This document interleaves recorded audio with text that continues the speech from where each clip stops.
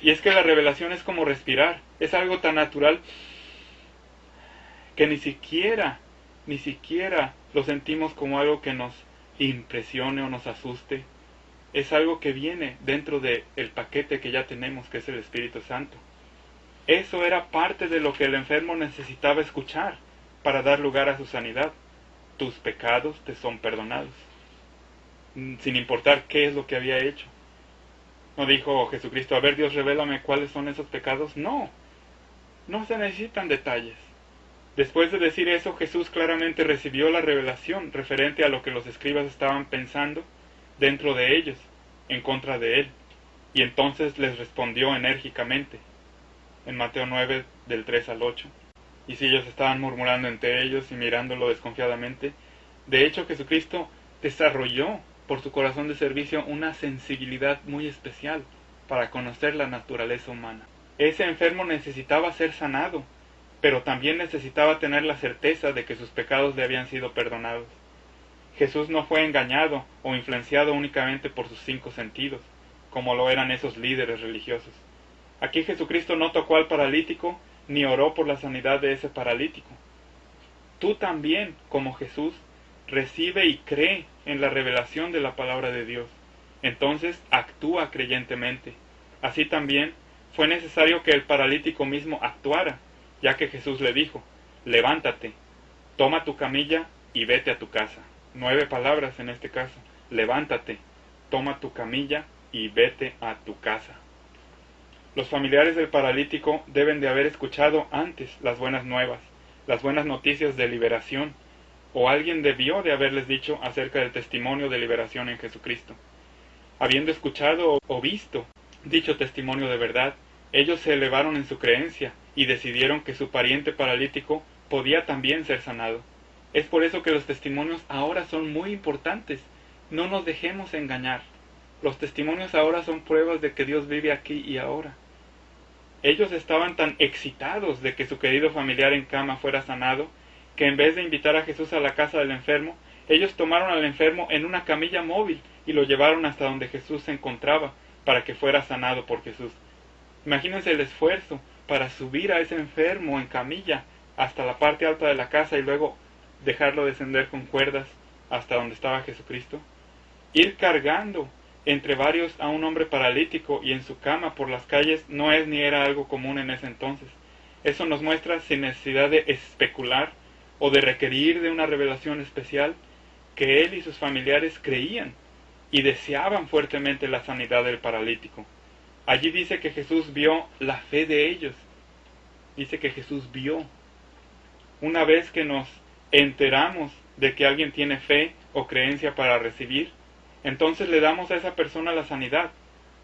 Tú entonces serás capaz de ordenarle a esa persona, levántate, y la persona se tiene que levantar. No importa si se trata de un paralítico o de un tullido, tampoco importa si carece de piernas o no. Dios de todos modos es el formador, el hacedor y el creador del hombre, ¿no? Tú también, si esa es la necesidad, entonces serás capaz de dar la orden de extiende tu mano, y el creyente, bajo esa específica necesidad, será capaz de extender su mano.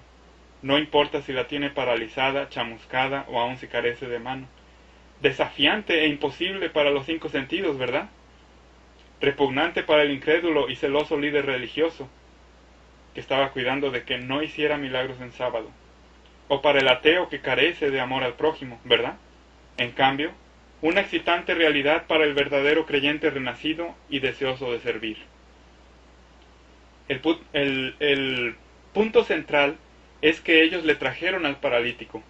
Jesús no fue hasta su casa a ministrarle sanidad, simplemente porque alguien le indicó que allí dentro de esa casa había un enfermo necesitado.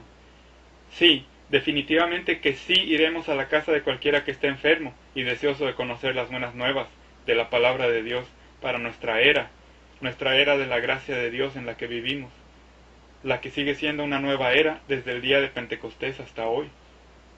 Si es necesario, vamos a la casa de los enfermos para que aprendan la palabra de Dios. Les explicamos que la sanidad de Dios está disponible, pero nosotros, normalmente, no les ministramos sanidad inmediatamente a ellos allí en su casa. Dejamos que el mismo enfermo responda, dejamos que él mismo acuda a buscarnos y entonces reciba su sanidad por parte de nosotros. Claro, esto no es una norma, es una sugerencia por el patrón general que vemos en todas las escrituras que hablan sobre sanidad. Si Él viene a ti, esa es una buena señal. Entonces sánalo. Nosotros debemos de creer que podemos sanar a alguien. Y la gente debe de creer que nosotros podemos sanarles a ellos. Claro, como dije antes, lo ideal sería que la gente sanara por sí misma al estar leyendo las escrituras y creyendo en ellas, sin necesidad de nadie más. Jesucristo está vivo y está a la diestra de Dios y sigue sanando. Ahora tiene aún más plenitud de movimiento que cuando andaba sobre la tierra. Mateo 9:18. Hablando él estas cosas a ellos, he aquí vino un principal y le adoró. Profundo respeto y reverencia hacia Jesús, diciendo: mi hija acaba de morir, mas ven y pon tu mano sobre ella y vivirá. Tremenda creencia. Este líder religioso judío había escuchado acerca de Jesús, y que Jesús había sanado a muchos. Entonces él mismo también buscó a Jesús, y le pidió que acudiera a su casa, y que pusiera su mano sobre su hija, porque él creía que Jesús sanaría y o resucitaría a su hija, de ser necesario.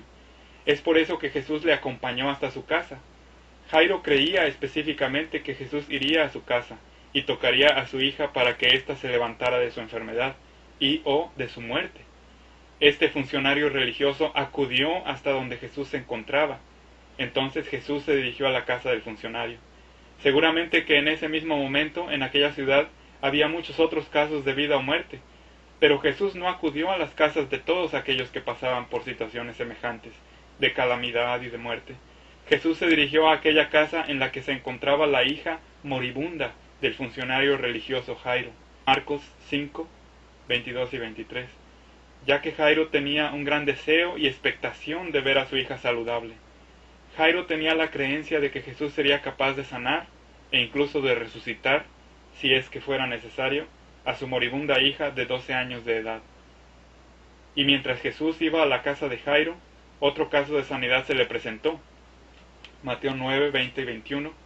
Y he aquí una mujer enferma de flujo de sangre hacía 12 años, llegándose por detrás, tocó la franja de su vestido, porque decía entre sí: si tocare solamente su vestido, seré libre. Si tocare la franja de esa túnica de Jesucristo.